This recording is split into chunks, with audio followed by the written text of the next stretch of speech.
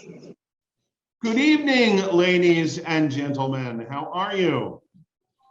Wonderful. Welcome to week number 3 of How Jews View the World, featuring Rabbi Eric Wisnia, brought to you live from the UU headquarters in exciting Lower Makefield Township.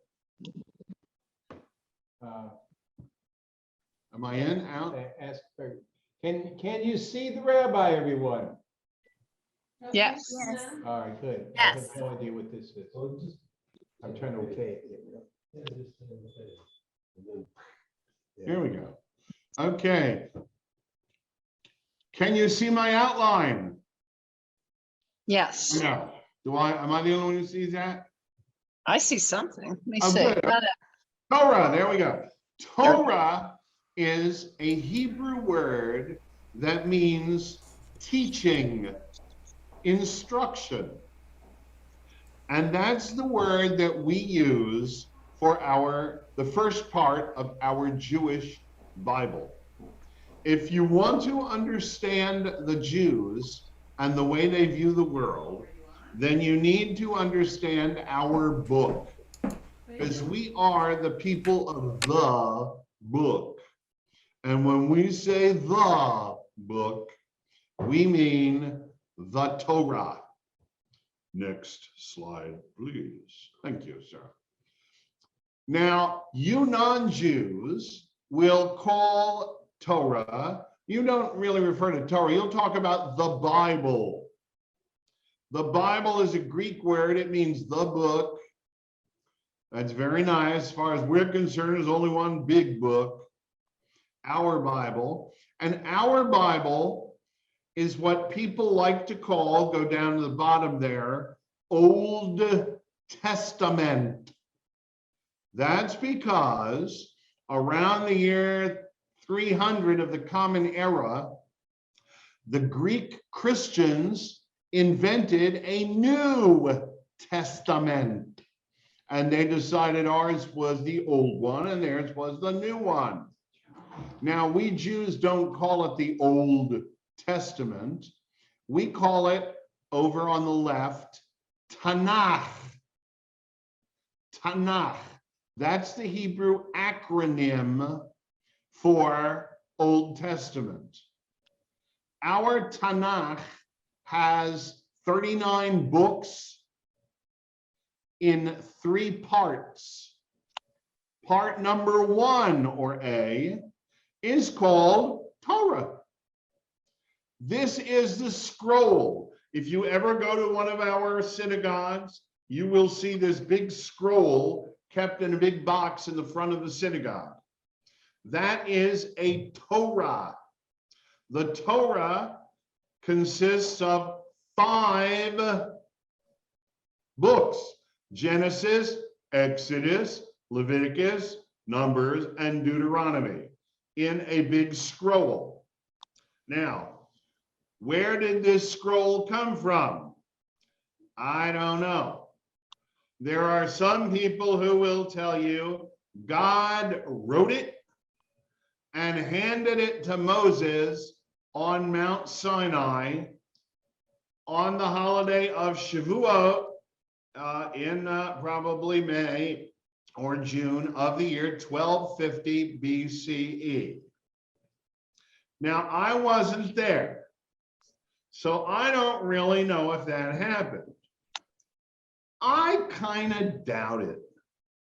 First of all, the Torah scroll is not written in the kind of Hebrew that Moses used. We have, through archaeology, dug up lots of stuff, and Moses did not use the script that my Torah is written in. So I kind of doubt that that's an original. What I can tell you with a degree of accuracy is, if you look in my Tanakh, in your Old Testament, in the book of Nehemiah, chapter 8, you will see old Nehemiah tell you that Ezra the scribe gathered all the Jews in front of the water gate of Jerusalem around Rosh Hashanah in the year 450 BCE, and he read to them from the Torah. And they all said in biblical Hebrew, Shazam, that's really neat. You ought to do that every year, my boy. And Ezra said, so I will. And from that time on, we Jews have been studying Torah on a weekly basis. Now, am I suggesting that Ezra wrote it in 450 BCE? No. I cannot guarantee what existed before Rosh Hashanah 450 BCE. But I can be relatively sure that from that day on, we have been reading Torahs that are almost perfect copies of what Ezra had. And that has the 5 books of Genesis, Exodus, Leviticus, Numbers, and Deuteronomy. Torah begins with creation, and it ends with the death of Moses, which happened around the year 1250 BCE. From that point, we have other books. They are not in the Torah, but they're part of our Old Testament. These are letter B, Nevi'im. Nevi'im means prophets. There is much profit with an F in reading the prophets with a P-H-E-T-S, because these were smart guys and a few girls who had images of the future, which they wrote down in their books. Micah, Jeremiah, Isaiah, Ezekiel. They tell us who they are. They say, hi, my name is Isaiah, and it's the summer of the year 740 BCE, and King Uzziah rode up on his chariot, and he said, hey, Izzy, should I make an alliance with those crazy Egyptians? And Isaiah said, nah, Egypt's a broken reed. Don't put your trust in them. You lean on that broken reed, you'll collapse with them. They're bad. Micah tells us that he went to the king up in the northern kingdom, and he said, you're pretty corrupt, king. You'll sell the needy for a pair of shoes. You think that if you make sacrifices, God will love you? God wants you to be moral. The 21 books of prophets are Jewish men, mostly men, who spoke truth to power. They tell you who they are. They tell you when they lived. They tell you their political and geographic situation. And they tell you what they think God wants you to do. So we read them for morals and for directions of how to live. The third part of our Tanakh, of our Old Testament, we call Ketuvim, which means writings. We do not know who wrote these books. These are wisdom literature. It's smart guy stuff, like the book of Proverbs, the book of Psalms, the book of Lamentation, the book of Esther, 13 books that tell us of morality and how to live. You take these 3 parts, Torah, that's where we get the T, Nevi'im, that's where you get the N, and Ketuvim, that's where you get the K, and that's the Jewish Old Testament, 39 books. We consider these books sacred. They are our history. They are our wisdom literature. In those 39 books of Tanakh, we feel God speaks to us. They are not the literal words of God. God does not publish books. And if God did publish a book, he probably wouldn't have written in these square Assyrian alphabet in which we have our literature. So, but we Jews study this because if you want to be part of the Jewish people, you have to learn and do what the Torah, Nevi'im, and Ketuvim want you to do. These books, these 39 books, are written in ancient biblical Hebrew. And if you want to understand these books, you have to read them in Hebrew. You can't read them in the King James English.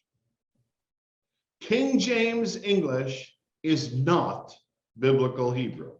In fact, I'm kind of down on the English language generally.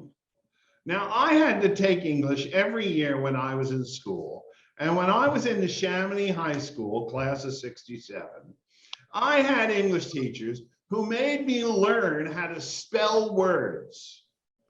And I remember saying, well, this is ridiculous because in English, the spelling, you can do anything you want.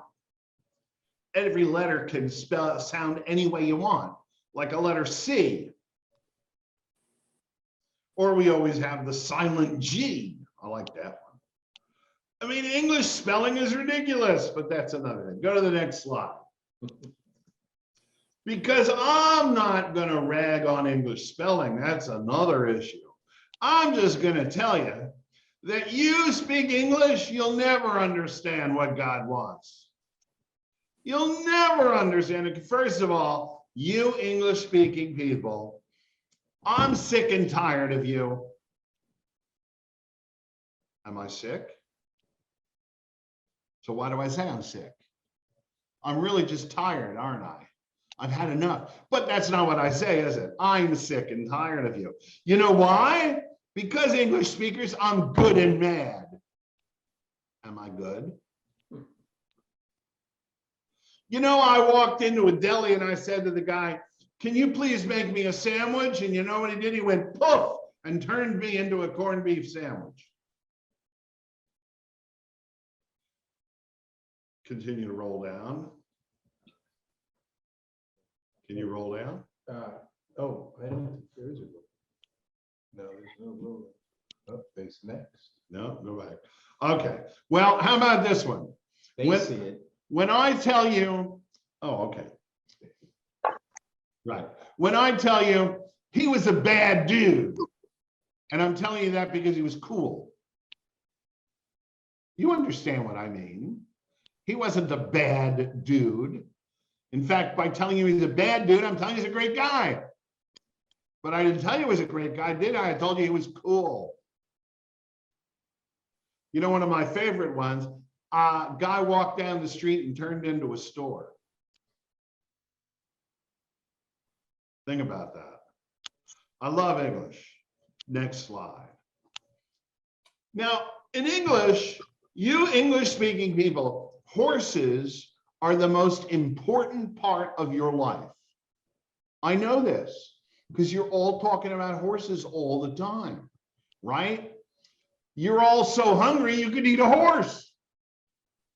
How much horsepower do you have under the hood of your car? You know, don't put the horse before the cart because you all have horse carts, right? And then sometimes I've heard of you people locking your barn door after the horses run away because you all have horses, obviously.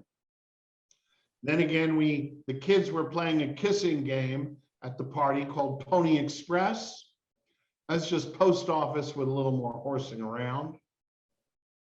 And what was the last one I had there?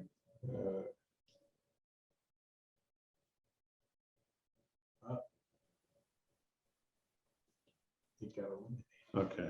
All right. That's all right. You get the point. You have idioms. You have idioms. And your idioms are not Hebrew idioms. Now, if I said to you, you know, Watergate was Richard Nixon's Waterloo. Did I say anything about water? No, but you understand my idioms. You understand what I'm saying. And when I tell you that Watergate was Richard Nixon's Waterloo, you don't say, why is he talking about water? You understand. You understand. Next slide, please, sir. I've had enough of horses. I'm sick. I'm good and mad. It's not done. Sick and tired. I'm fed up. Now go back one, I think. Yes. Okay. If you want to understand Jews and you want to understand the way we read and study our Torah and our Tanakh, you have to understand that Hebrew is not English, and that we read the Torah and we read Tanakh in Hebrew, which is the way it was written. First of all, it was written by a bunch of old Jewish guys, just like me. They probably dressed a little bit different. It was the desert, but I bet we looked a lot alike. So you want to understand my religion, you better start talking to some old Jewish guys and figure out how they think. Now, granted, most of the time I am brilliant and right, but occasionally, just once or twice, I act like an idiot. Occasionally, I am a victim of my own personality, and I will start to talk as if everything I do and say is right. And you know that's not true. But if you want to understand my insanity, you have to understand who I am. And you have to understand my idioms. I'm going to give you a few Hebrew idioms right now. Love. Love. Don't you love love? Okay. I love donuts. I love my mother. And I love my wife. Only one of those involves sex. I love donuts. What's the end result of my relationship with the donut? You know what the end result is? I eat it and I want another one. That's love. But I said I love donuts. I love my mother. Boy. She drove me crazy. But I love her. I love my wife. Love, you have to know what I'm talking about. In Hebrew, it's even worse. In Hebrew, the only word for having good relationship with somebody is ahava. You have to love the Lord your God. Jonathan and David loved each other. Oh, by the way, you don't love your spouse. You never love your spouse. In fact, there was only one guy in the Bible. Jacob actually loved Rachel. And the Bible can't get over it. You know, he actually loved his wife. The Bible just can't get over that fact that they really loved each other, because nobody else even discussed the concept. If you had sex, you knew your spouse. That's how you get pregnant, because you knew them. You didn't love them. Love in Hebrew does not mean love in English. Next, 40. 40. Now look, if I said to you, there were 100 people in the room, do you think I counted? If I said to you there were 87 people in attendance, do you think I counted? Yes. The number 87 tells you something very different than when I tell you the number 100. If you said to me, how old was that lady, Rabbi? That old lady's 100 years old. Do you think I actually know? No, in fact, by telling you she's 100 years old, I'm meaning to tell you I don't know. She's just old. If I said she's 57 years old, 6 months and 3 days, you'd say, well, he really knows who she is. So by using certain numbers, you will understand certain things I'm saying in my English idiom.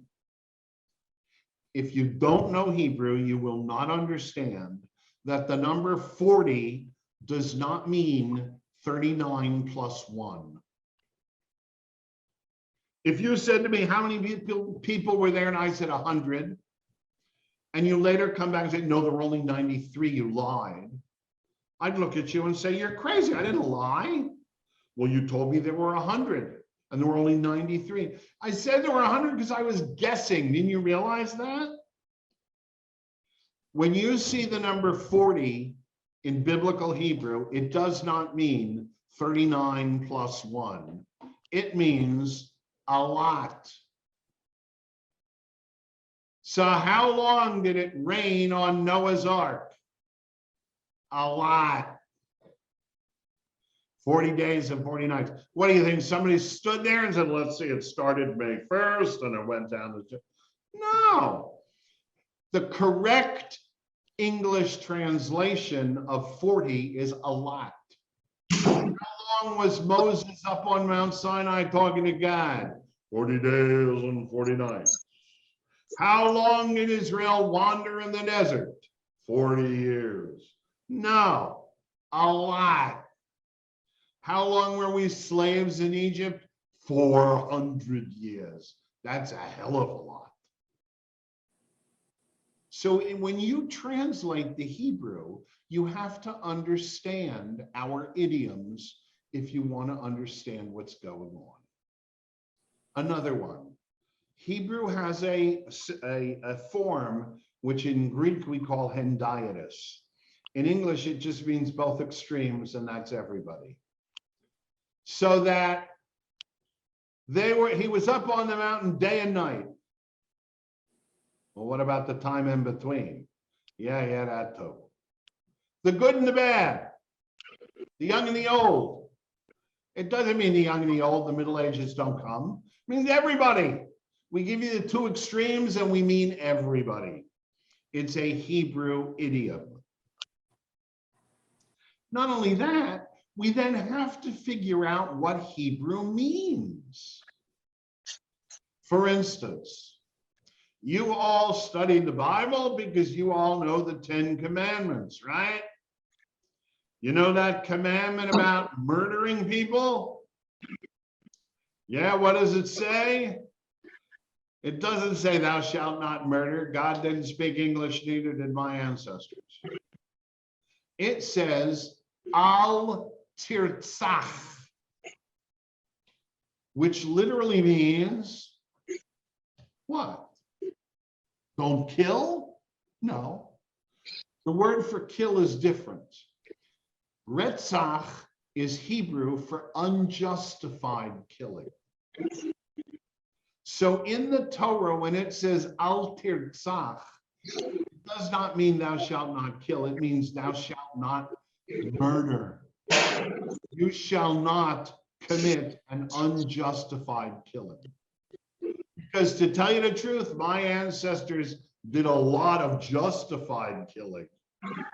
In fact, God himself, herself, points out that them Amalekites are nasty. You wipe them out. So you have to understand what the Hebrew means. Look at number 2 at the top. We take Torah seriously. We do not take it literally, because Hebrew cannot be translated into English literally. Turn page. For instance, we take it seriously. We don't take it literally. We learn from Torah. Leviticus chapter 24, verse 20. It says in Leviticus, ayin tachat ayin. If you do something bad, how do we punish you? Ayin tachat ayin, which literally means an eye for an eye. All right. Now the rabbis ask a question. So it goes on, it says, and a hand for a hand, and a wound for a wound, and a strike for a strike. And the rabbis say, okay, does this mean literally? So let's suppose I'm a blind man and I knock your eye out. Do you knock my eye out? I don't have an eye. My eye doesn't work. Let's say, for instance, you're an artist, a right-handed artist. I happen to be a left-handed rabbi who can't draw a straight line if you paint it. So if I chop off your right hand, you right-handed artist, I have ruined your livelihood forever. You want to chop off my right hand? Is that a fair punishment? I don't basically use it for too much except playing softball, which I haven't done in a long time, or tennis, which I stopped doing too since I got old. But the fact is, a hand for a hand, an eye for an eye. How does that work? The rabbis said it can't mean an eye for an eye literally.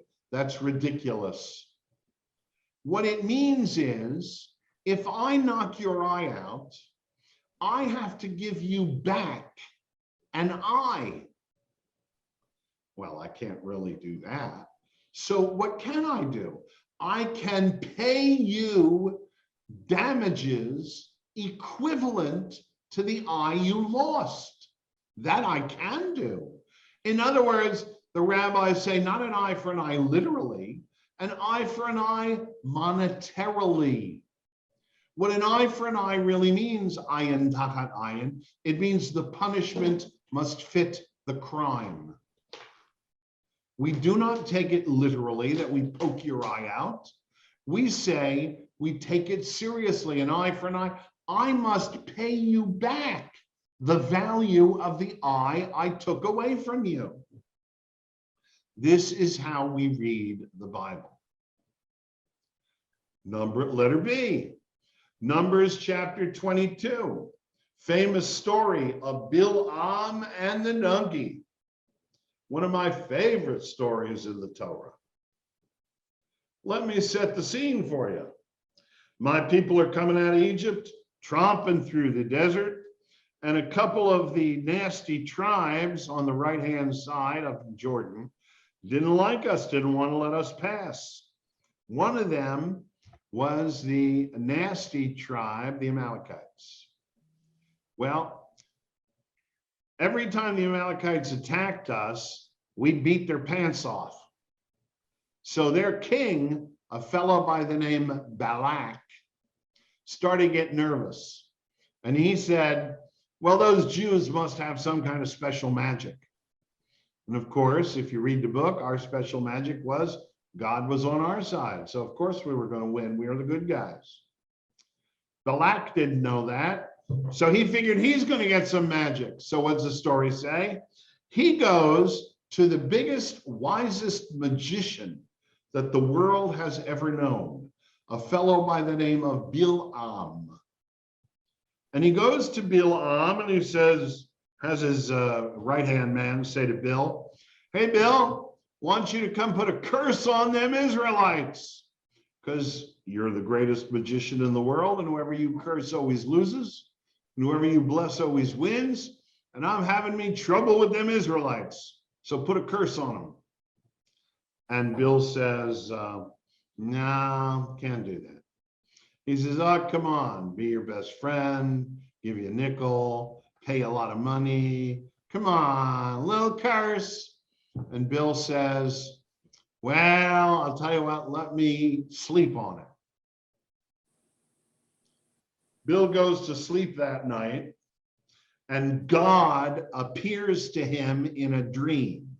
Like, this is my God, the one who won't come talk to me, but he appears to Bil'am in his dream, so says the Torah. And what does God say to Bill? He says, Bill, stay out of it, boy. I'm on the side of Israel. They're right. Balak is wrong. Stay out of it. Bill wakes up and he says, nope, can't do it. Now, Balak has been through enough haggling in the market to play the game. So he says to Bill, he says, all right, Bill, tell you what we're going to do. I will give you a room full of gold and silver if you put a curse on them Israelites. And Bill says, how big a curse did you want?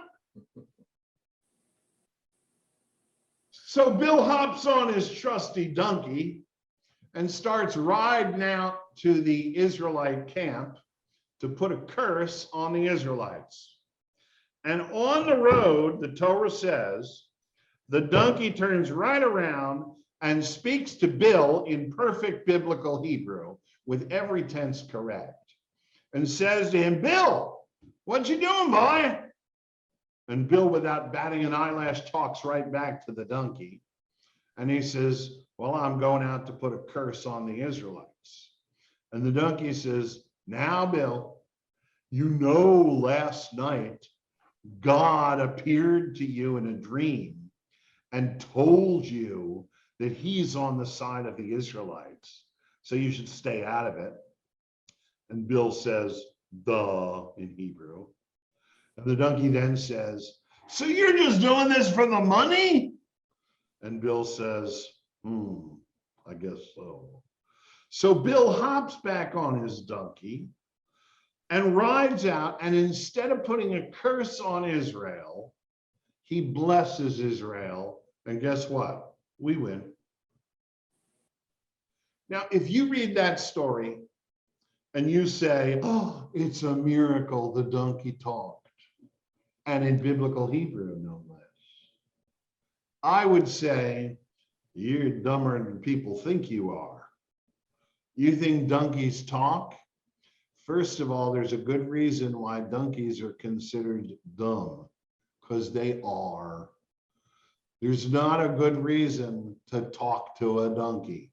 They don't talk. And if you think my ancestors, who were Bedouins, who lived with sheep, donkeys, and camels, thought a donkey could talk, now I've spoken to some Bedouins who would swear to you that a smart camel could talk.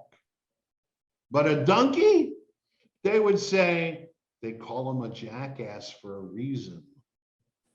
So what is it you think my ancestors thought when they read this story? Did they all go, oh, it's a miracle God made the donkey talk? I tend to doubt that, because 450 BCE, when Ezra wrote down his Torah, that's exactly the time when Aesop was in Greece. And Aesop was making up stories about rabbits and turtles who talked. Now, do you think the Greek people said, look at that, rabbits and turtles can speak the Kini Eleniki and they can talk in ancient Greek? I don't think so. I think that people were smart enough to know this is a fable. It is not a true story. I think my ancestors were just as smart as the Greeks. And when they read the story of Bilam and the donkey, I don't think too many of them were sitting there saying, hallelujah, God made a miracle, the donkey talked. I think they were all saying, let's see, the greatest, smartest, wisest man in the world was blinded by money. God talked to him and told him what was right. How much clearer does it have to get? And yet, when he was offered a room full of gold and silver, the first thing he said was, how big a curse do you want? The stupidest jackass could tell the difference between right and wrong when he's not blinded by money. So letter B, Bilam and the donkey, it's one of the truest stories I ever heard. But don't think the donkey talked, because we Jews take it seriously. We don't take it literally. Letter C, Genesis chapter 1. We read it in Hebrew. The Hebrew says, Genesis chapter 1, God said, let there be light. Now, that's not what he said. Remember, God didn't speak English. God spoke biblical Hebrew, and he said, Yehior.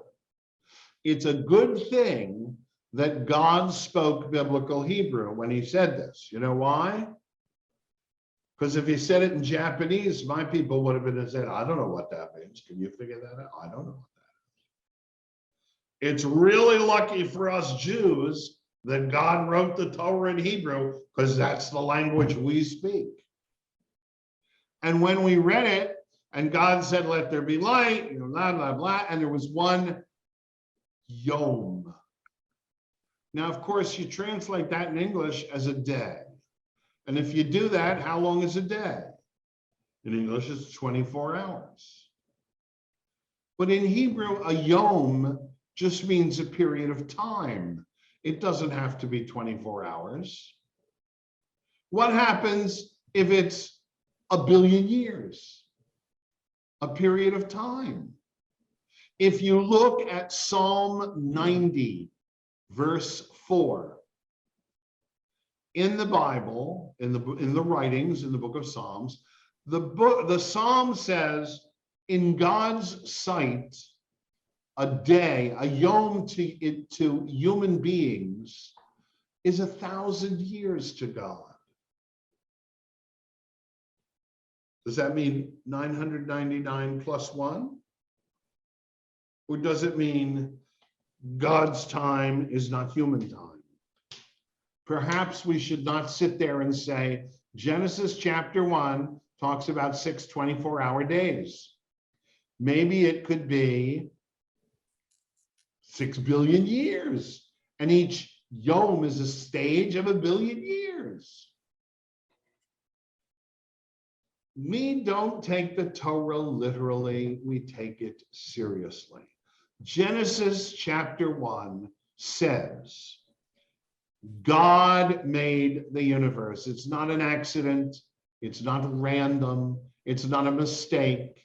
It's intentional, and there is a plan. And if you look at that plan, it is the plan of evolution. Next slide, please, sir. Now, let me tell you the story in Genesis chapter 1. On day 1, or Yom 1, God said, let there be light. On day 2, the earth, which was full of light and water, there was a firmament. God made a firmament. He made the hardening. Okay.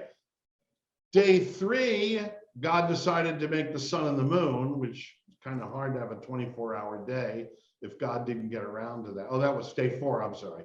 Day 3, God made the waters gather and dry land appear. And where did animal life begin? It was plant life. Plant life. Day 5, animals begin to appear in the oceans. Day 6, life crawls out on land. And day 6, God made Adam and Chava, Mr. Earth and Mrs. Life Giver. He made humanity.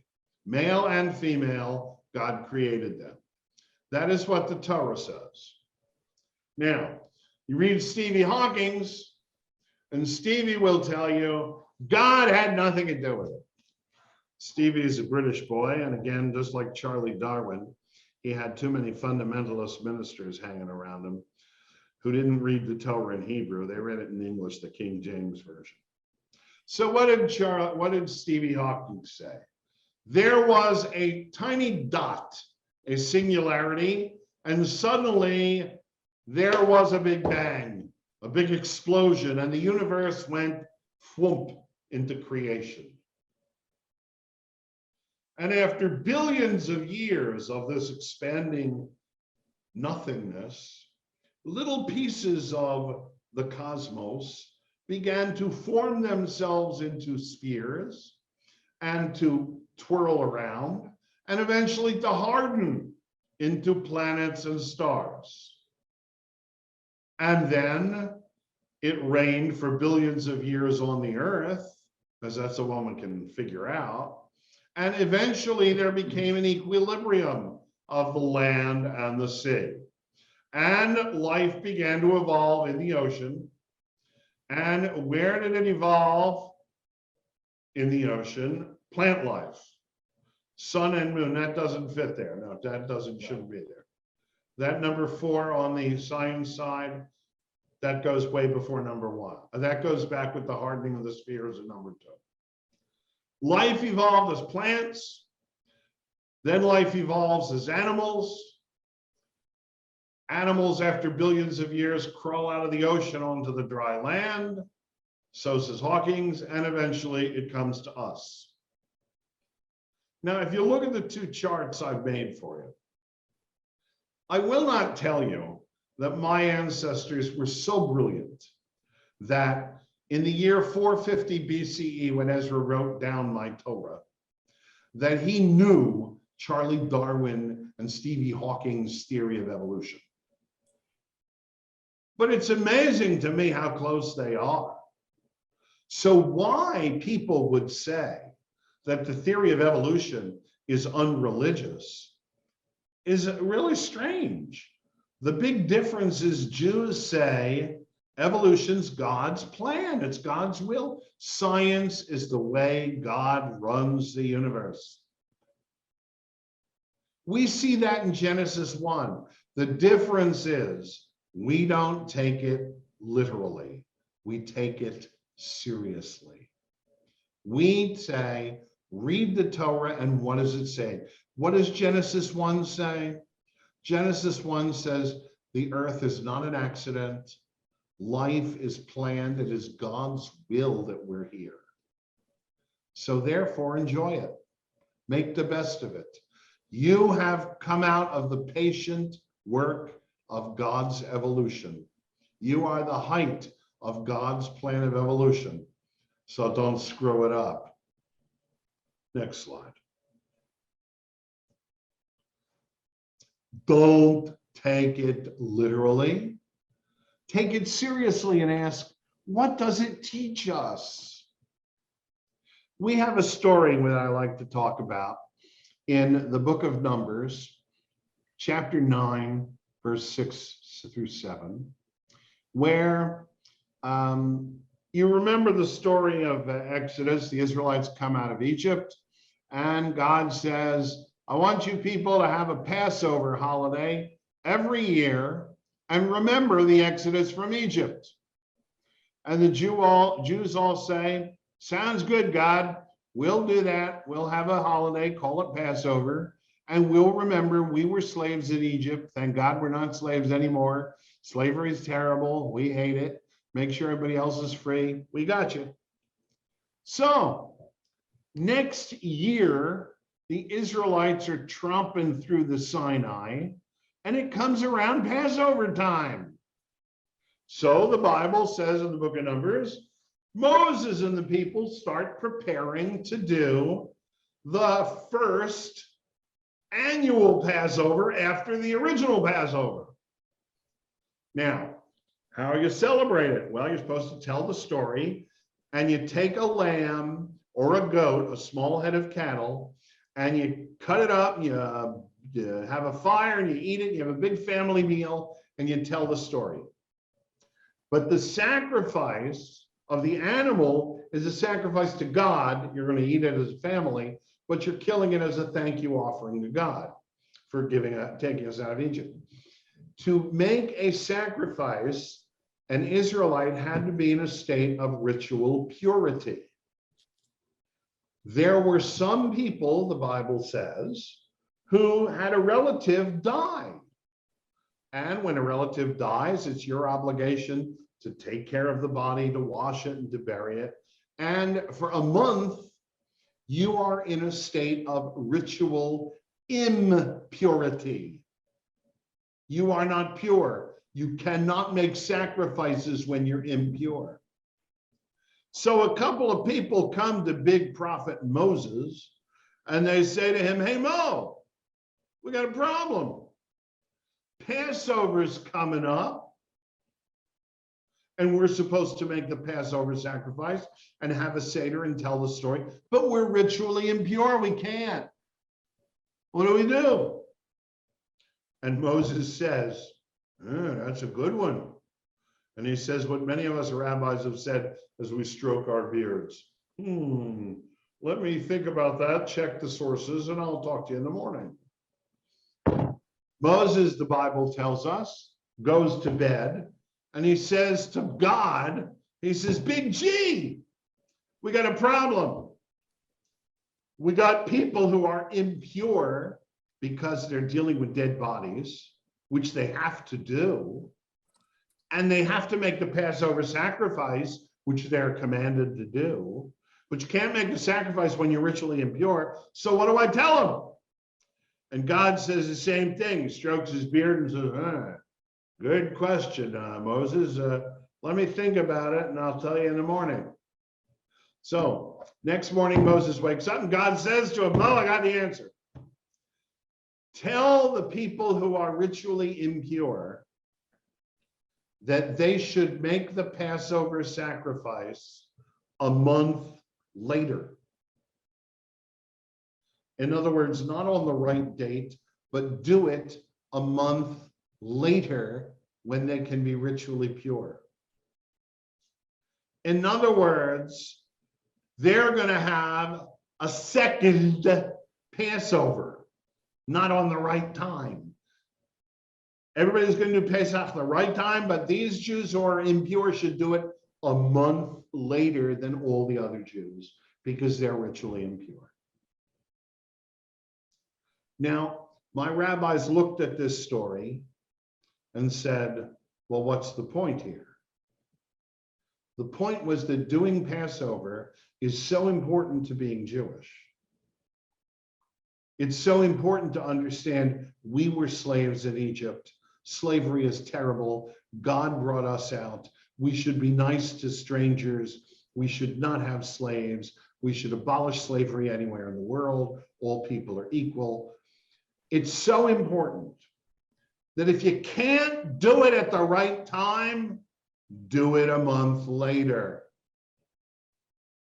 And my rabbi said this is for every Jewish law. God in the Torah is telling us to follow the letter of God's law. What's important is to follow the spirit of God's law. If you can't do Pesach, if you can't do Passover at the right time, do it a month later. Don't say, I'm not going to do it. No, do it a month later.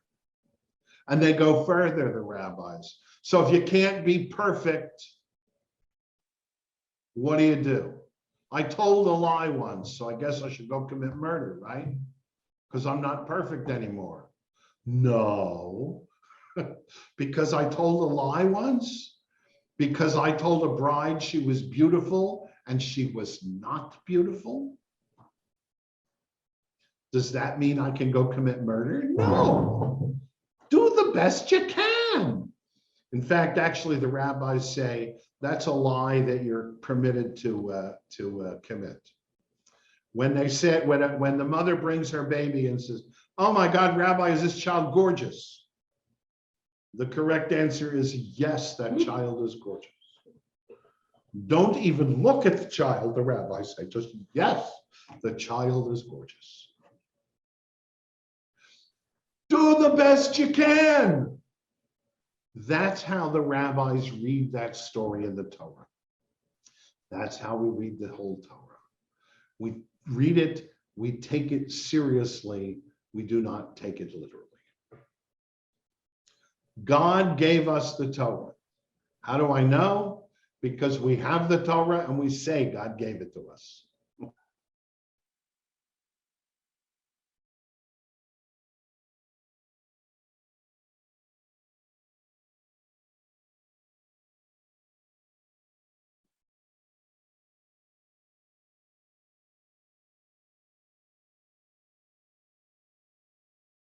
Torah and we study it, and that is the basis of being Jewish.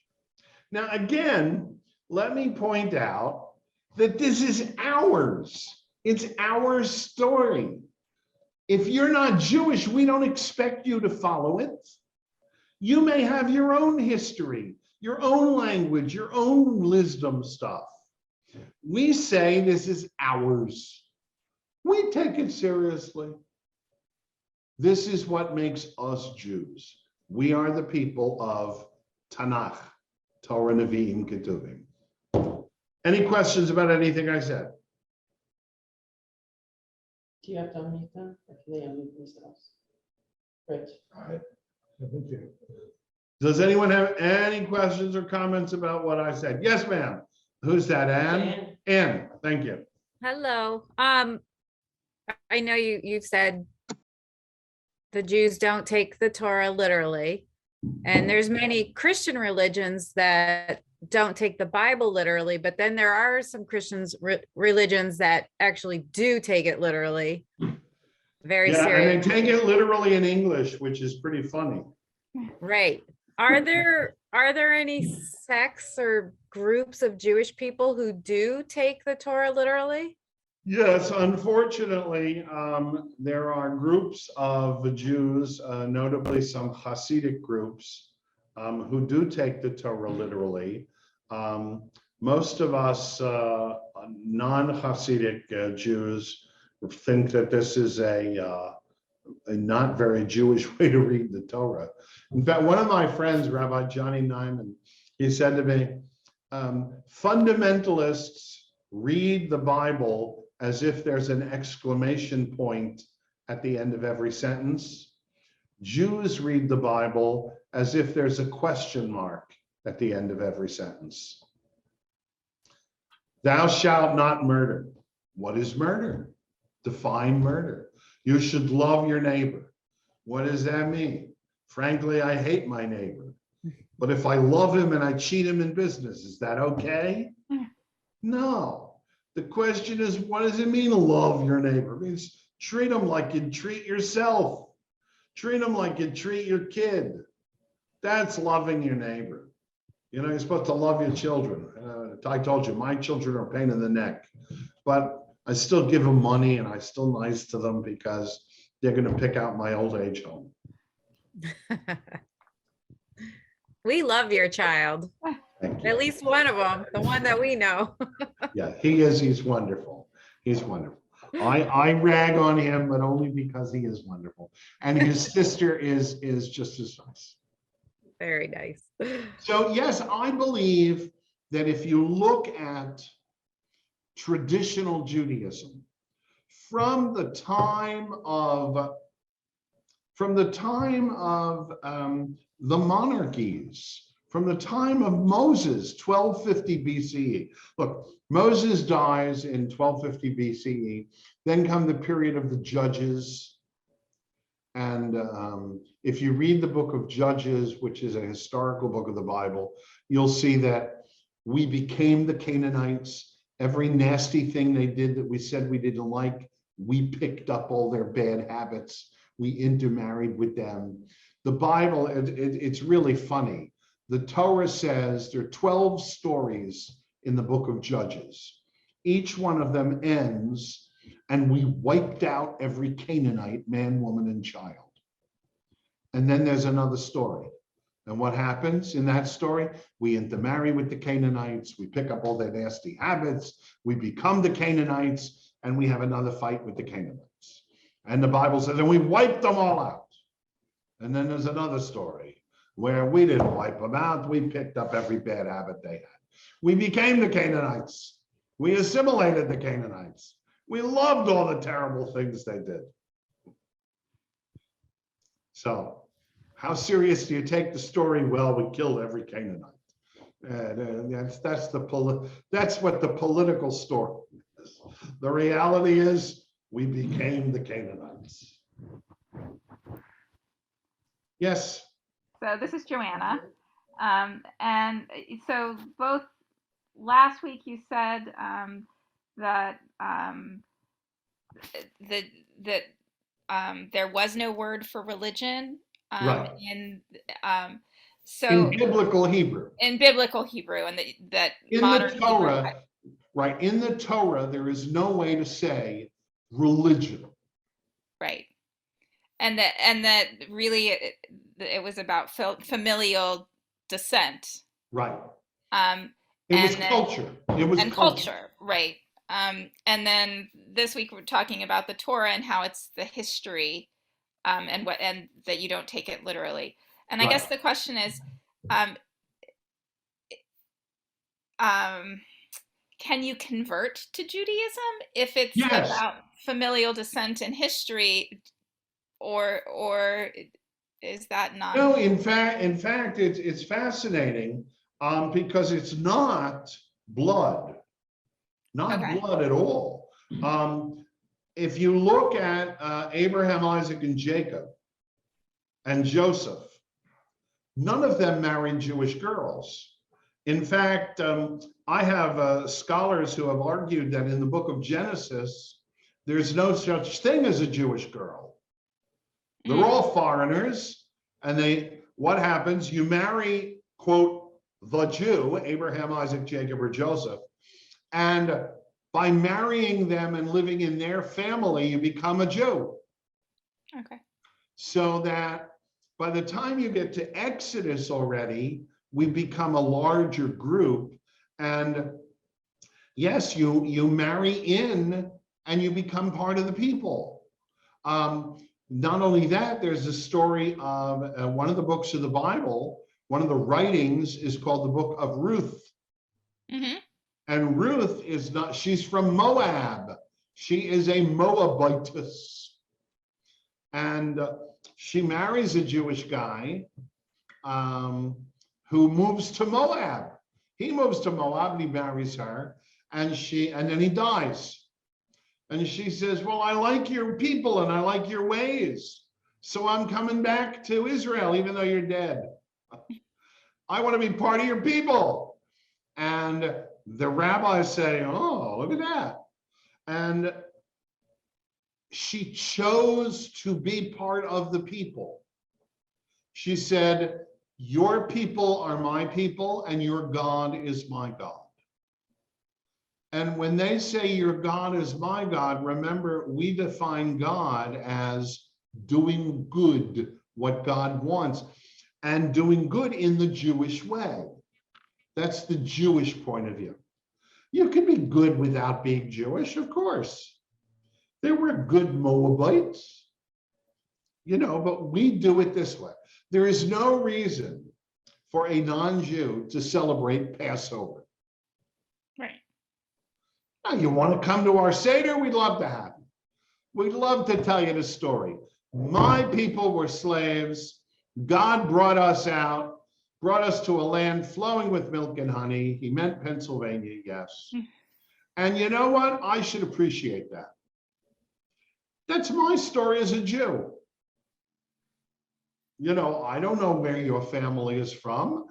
You want to read my story? I'd love to tell it to you, but you don't have to have Passover. As a Jew, I am supposed to have Passover, because if I don't do Pesach, you know what? They should have left me in Egypt. If I don't do Passover, they should have left me in Egypt. I am not worthy of being part of my people. Okay. Yes, who's up at the top there? Arlette. Arlette. You're muted, Arlette. I can't hear you, Arlette. You're turned off. You're muted. There we go. Okay, now you're not. Yes. When I married my husband, his father, who was a Cohen, said that it was the same as cutting his right arm, because I'm not Jewish. So I'm sorry he said that. The reason that he said that, and the reason that a lot of Jews are very upset by intermarriage, is because, remember I said the center of Judaism is the family. So the only problem with intermarriage is not that you're not Jewish, Because frankly, I know a lot of Gentiles who are much nicer than a lot of Jews I know. Okay, I have some Gentile relatives who I like better than some of my Jewish relatives.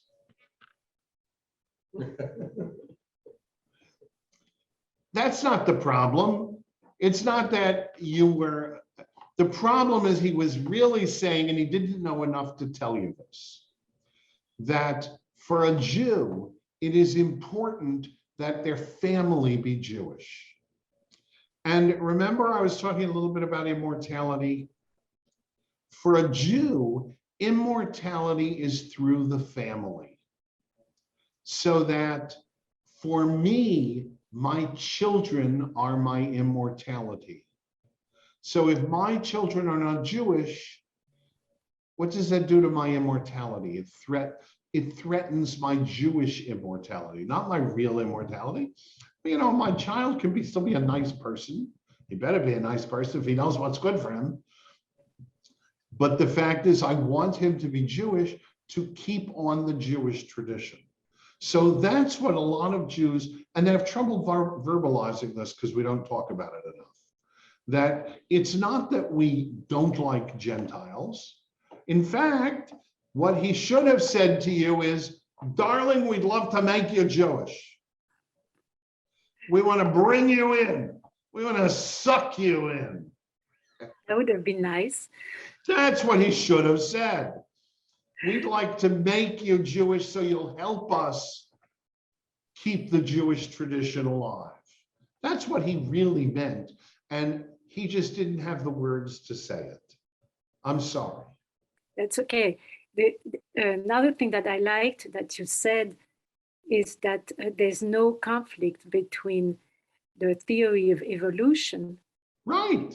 the creation In fact, of the there world. isn't. When I read Charlie Darwin's book a couple of years ago, I got out of the library and I read it. And I read it and I said, the man's brilliant. Charlie shows us how evolution works.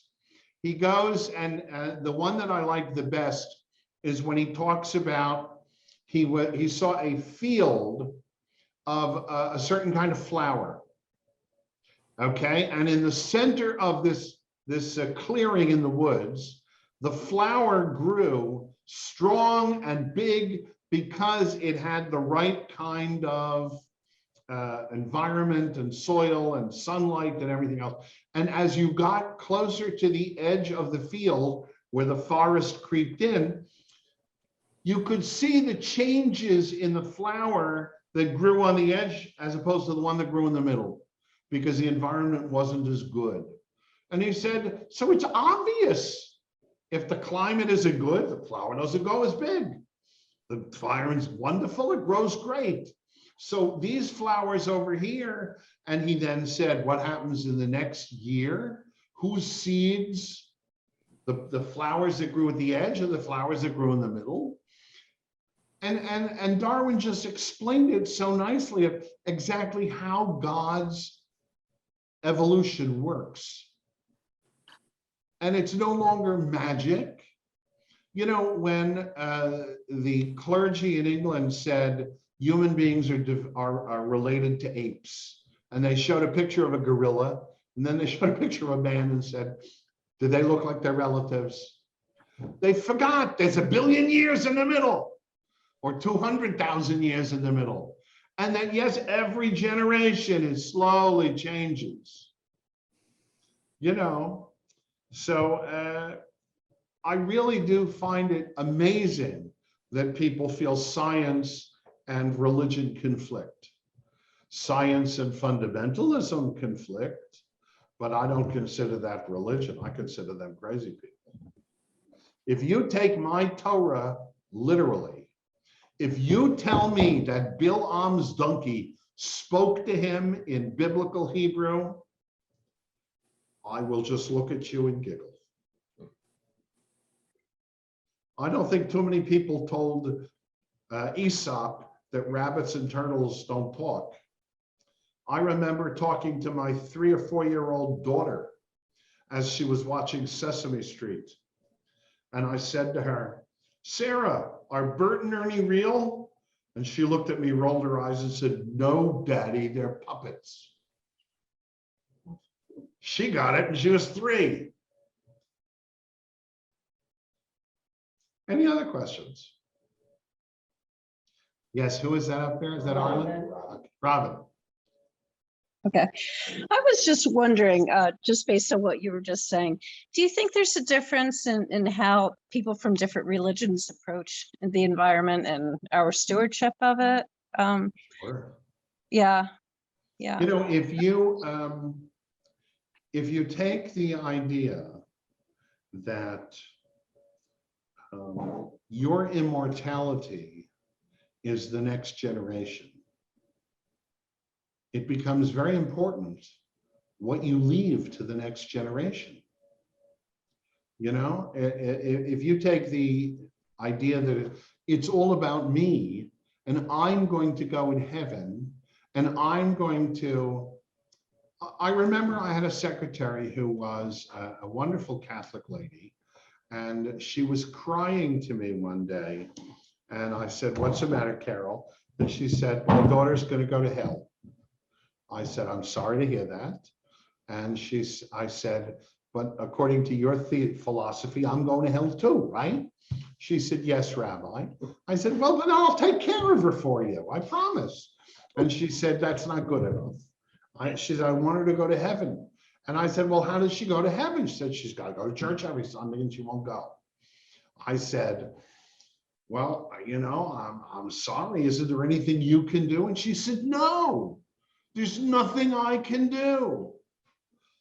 I'm going to go to heaven because I go to church. She doesn't go. She's going to hell. And I said, well, I'm sorry. I said, but you can't do anything about it? And she said, no.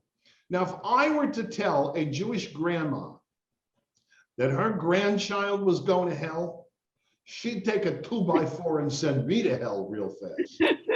Because that Jewish grandma sees that grandchild as her immortality. She doesn't talk about going to heaven. She says that kid is my immortality, and I'm going to make a better world and give it to that kid because that's my future. So yes, it makes a big difference.